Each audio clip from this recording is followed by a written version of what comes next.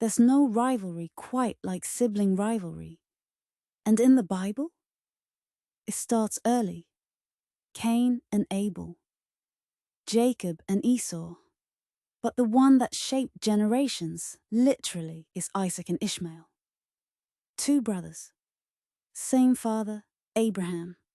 Different mothers, different destinies. Let's rewind. God promises Abraham that he'll be the father of many nations. But years go by, and nothing. No child, no heir. Sarai gets tired of waiting and says, "Here, take Hagar, my maid. Maybe this is how God will do it." That's how Ishmael's born. And for a while, it looks like that's the plan. Until, years later, God fulfills his original promise. Sarai, now Sarah, gives birth to Isaac, the miracle baby, the child of the covenant. So now Abraham has two sons, but only one is tied to the promise. Fast forward to a feast thrown for Isaac. Ishmael's a teenager now. Maybe he laughs. Maybe he mocks. Maybe he's just frustrated. Either way, Sarah sees it and demands that Hagar and Ishmael be sent away. No inheritance, no competition. And Abraham, he's torn. This is still his son.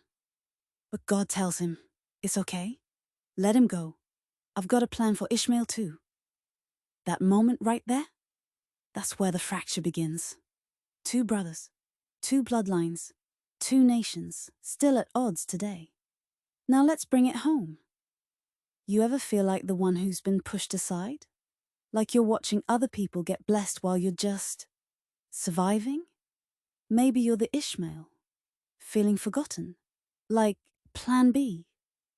Or maybe you're the Isaac, living in the blessing, but sensing a weight that comes with it. Here's what the story teaches us. God didn't abandon either one. He showed up for Ishmael in the wilderness, promised to make him a great nation, provided water, purpose, protection. Ishmael wasn't the child of the promise, but he was still seen by El Roy, the God who sees. And Isaac? He had to walk the road of legacy and calling, carrying a weight that wasn't always fair either.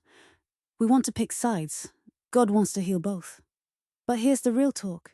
This story isn't just about sibling drama. It's about what happens when we try to rush God's plan, when we take matters into our own hands, when impatience births division.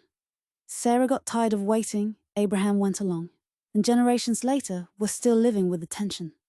So if you're in a season where it feels like God is taking too long, pause, because shortcuts to God's promises usually come with long-term consequences. But even in the mess, God is faithful. He makes room for both the Isaacs and the Ishmaels, the favored and the forgotten, the miracle and the mistake. Because with God nothing and no one is wasted. Let that sink in.